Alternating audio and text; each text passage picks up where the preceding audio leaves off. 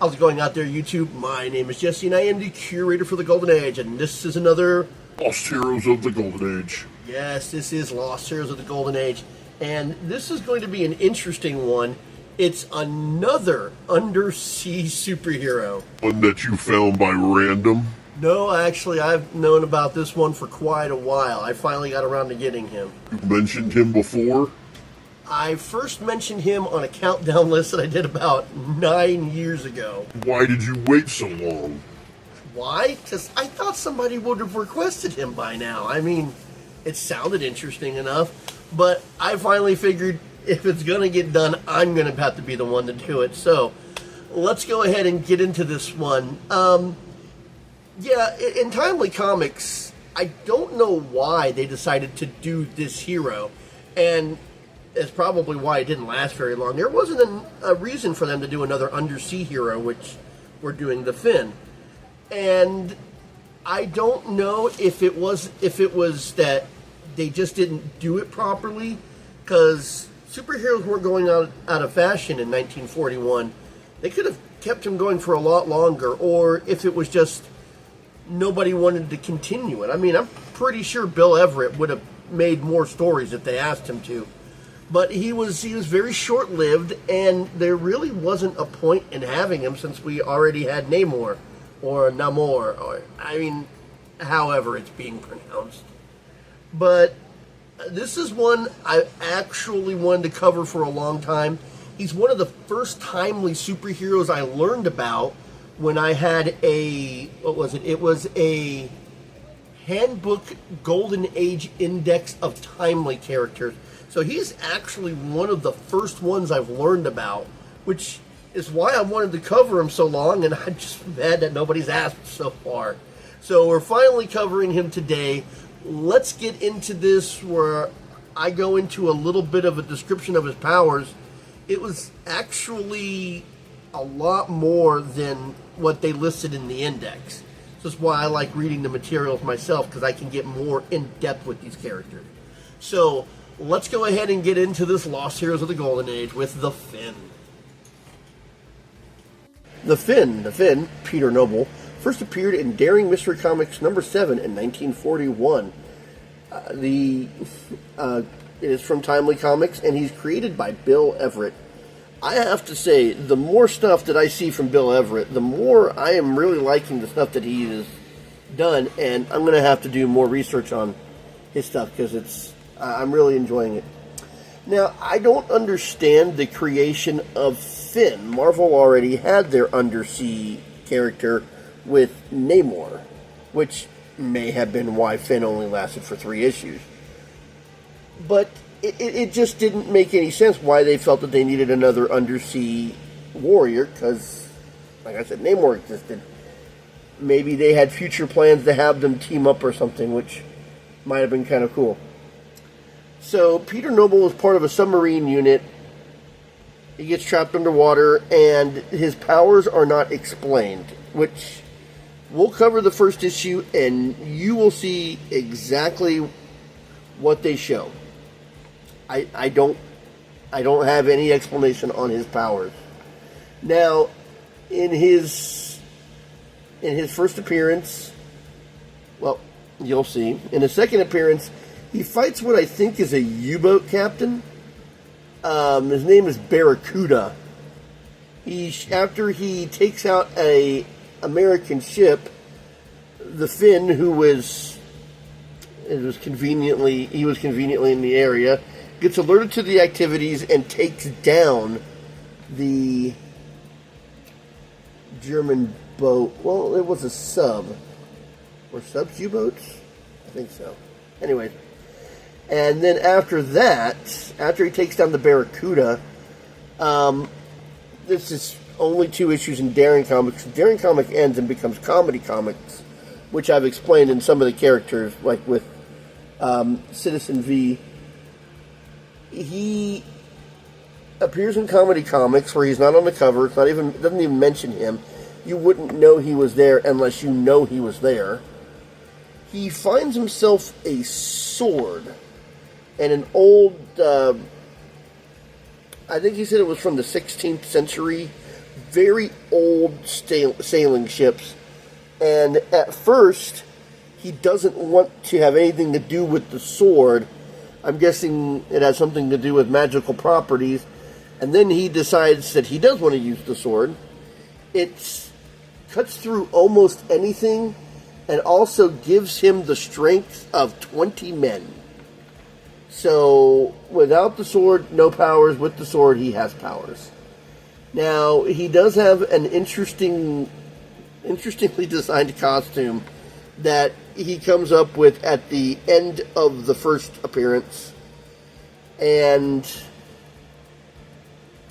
I really don't know how to explain his powers. From what I'm being able to see, operating at the bottom of the Atlantic, he's got to have superhuman durability to be able to survive the crushing depths. He's got to have strength to be able to swim in those depths. Apparently he can breathe underwater, which it doesn't explain, and he can see underwater, because I'm pretty sure it's dark down there. Now, he does seem to have a weakness. The longer he is out of water, the more weak he seems to become. I know. It sounds very Aquaman-ish. I mean, 1942, I think, or 1941, I think they both came out at the same time. But he didn't go on much farther than that. Now, I know that he has had a number of appearances in Marvel proper.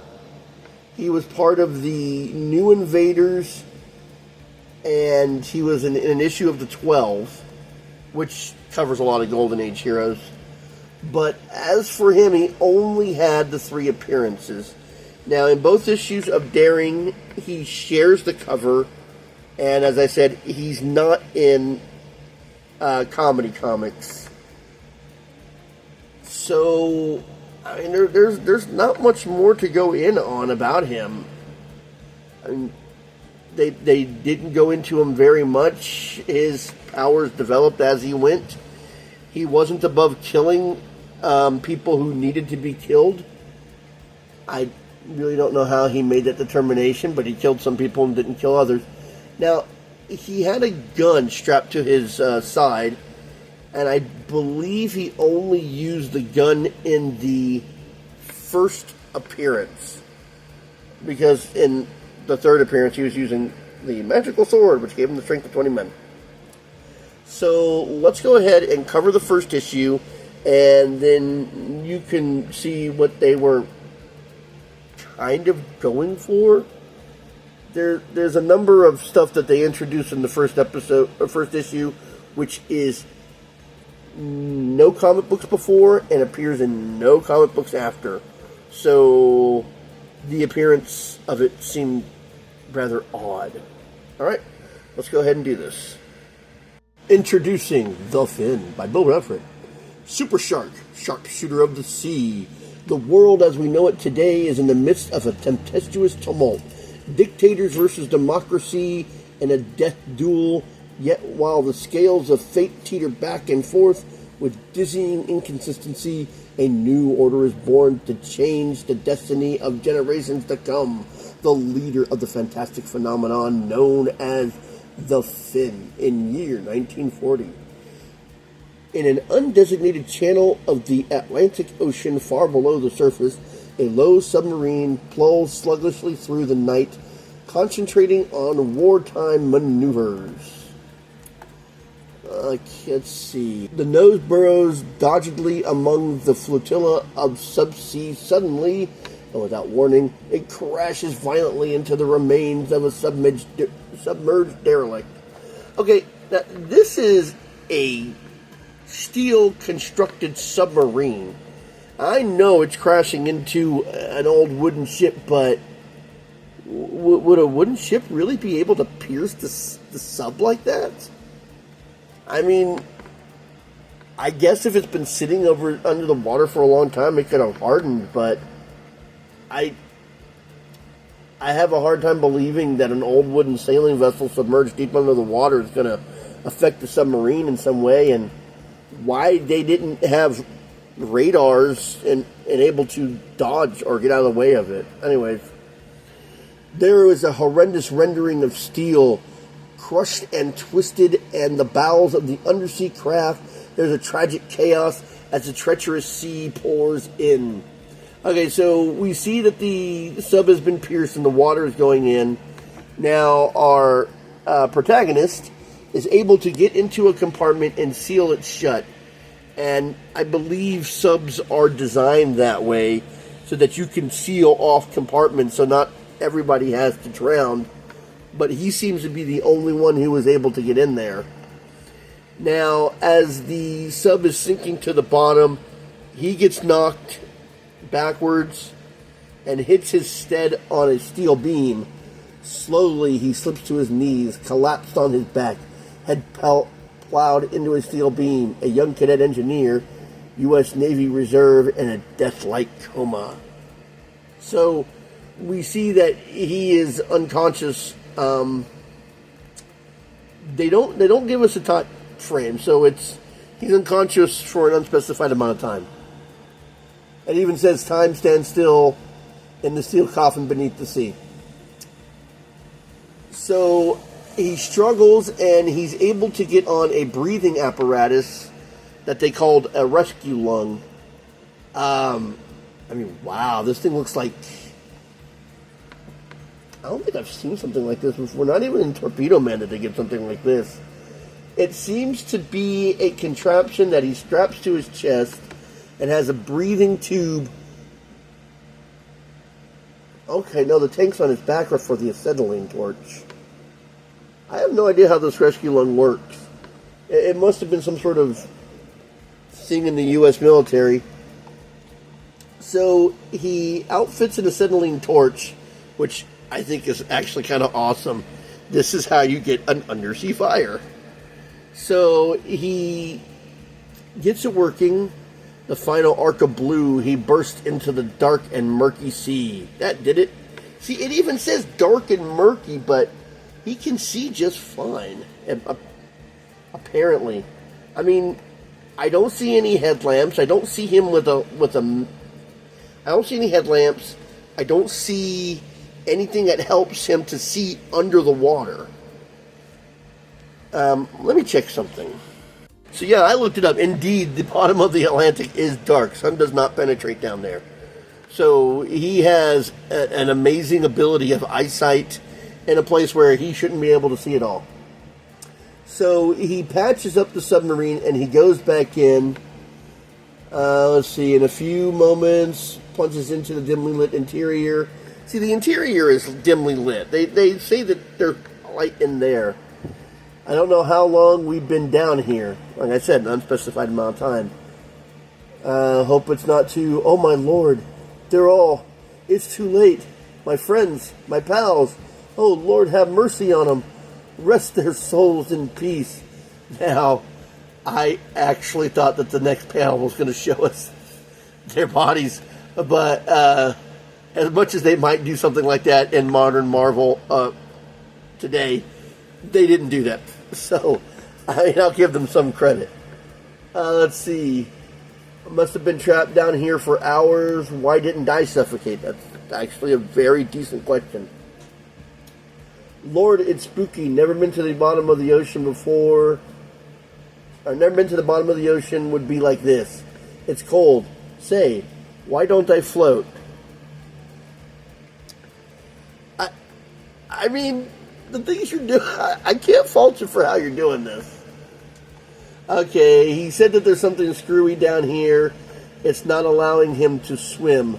The young sailor struggles valiantly, but the elements are against him. It's no use.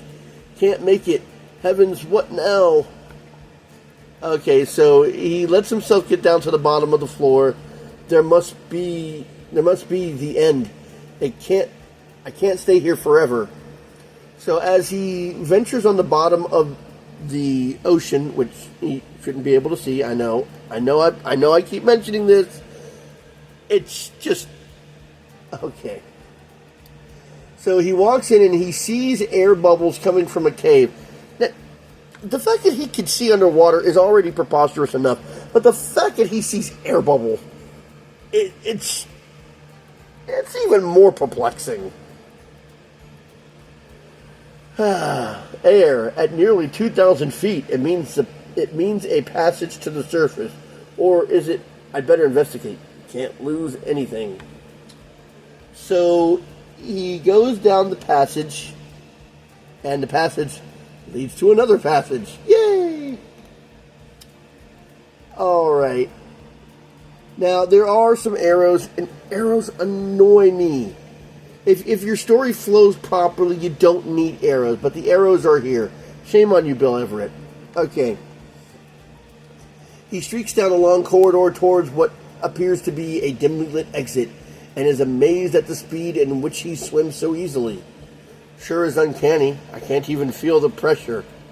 I'm not going to fault for that one. Okay, so he finds the area where there's air, and he bursts free. Let's see. Dazed, he shakes the water from his eyes. Yeah, at first he was wearing goggles when he did the acetylene, but he took the goggles off after he was done using the torch. I would have thought that if you were underwater, and you would want to keep the goggles on, at least. I mean, you apparently can see in the dark. Keep the water out of your eyes. I mean, in your suit you have goggles. Okay. Great guns. This is some fantastic dream. A nightmare. What's next? You know, while I was reading this comic and fantastical things are about to happen, I was thinking to myself, what if this is all an unconscious dream? I mean, the things that are happening next are completely inexplicable. So it all being a dream would have actually made sense. But no, it's actually happening. So he climbs out of what seems to be a pool. Well, Lieutenant Peter Noble, why are you talking to yourself like that? You're in a fine spot now. What a weird place. Must be illuminated by phosphorescent rock. No outlet, no daylight that I can see. Don't rocks like that need a source of light to be able to glow? I mean, maybe I'm wrong. I thought so, but maybe, I don't know stuff under the sea or what's going on like this as well as... Anyways. He starts to explore around. This is a pretty mess. Trapped in an undersea prison. Funny thing, too, this is freshwater, not salt. Can't understand it. There's air in this vault, but where is it coming from? For anybody who is confused by what he's confused by, is that this is underwater, and the water from the outside leads to the inside, and at some point, this becomes freshwater, where it should all be salt water. I know, which would lend a lot of credence to the fact that I was thinking this was going to turn out to be a dream, but no. Okay, hunger steals over him, and he chews the leaves of the strange vegetation he notices. Edible, if not exactly delectable. Say, what's this? These rocks are cold. There's air coming through the cracks. I wonder, why are you eating the plants? You don't know what plants these are? You're in an underground cavern that somehow has fresh water, a source of air, and you decide to eat random plants. Are you trying to kill yourself? Anyways, he notices that there's water coming through, so he thinks that there's a way out on the other side. Now, I don't understand the change here. And the whole time he's wearing pants. But when he comes back and he has a gun strapped to his side and the hammer and chisel, he's in trunks now. Why did you take the pants off and put on just trunks? I will tell you, the gun strapped to his belt, or strapped around his waist, wearing trunks, is one of the most awkward things I've ever seen. It doesn't look like it belongs. And we have more arrows. So he breaks through, and after 2 hours, he's able to get through the rock. Let's see. Finds himself in a high precipitous overlooking a deep black pool and another great chamber. The thin air is filled with whirling of many wings, as winged birds soar madly and panic at his entrance. Now I know I'm dreaming. Good Lord, what manner of birds are these creatures? Which my fantasy thought, you know, it makes a lot more sense if you think about it this way. So we find out that these are actually, I don't want to say humanoid. They have an upper body of a humanoid torso. The bottom part of their body looks like fins or kind of sharkish. They have wings, which they don't look like feather wings. They look like wings made out of flesh, like you'd see on a pteranodon. And they are wearing these helmets that have horns. And don't try to think too much about this. This is the first and only time they will ever appear in Marvel. Timely. So as the one of the creatures swoop down at him, he notices that he can speak their language. I'm talking the creature's own language. I'm Lieutenant Peter Noble, cadet engineer in the United States Navy. Yeah, what do you think that means to them? He wants to know, I might better ask, who you queer people are. Of course you would not know us, but for your enlightenment, arrogant one, I will inform you that I am Icor, sub-ruler of Neptunia, the land in which you find yourself. I'm not going to question. I mean, there doesn't seem to be any buildings or places to sleep or anything, but, you know, your kingdom is your kingdom. Okay, so he gets engaged in battle, but I think he kind of encouraged this. He'd say, now get out of my way, devil puss. I want to get out of here. Stop. I challenge you, oh ugly one. I mean, you kind of instigated that, Peter. So they start fighting, and Peter's at a bit of a disadvantage because this guy can fly. So they get knocked into the water, and as they are sort of sinking, he pulls out his gun and he shoots him point blank in the skull. I mean, if it's a battle to the death, but Jesus. Let's see. He kills him. The weird bird fish man relaxes in death, but the weight of his body drags Peter below the surface. He is amazed to discover that he can breathe underwater. He regains his balance and rises quickly with the dead opponent. Oh, what do you know about that?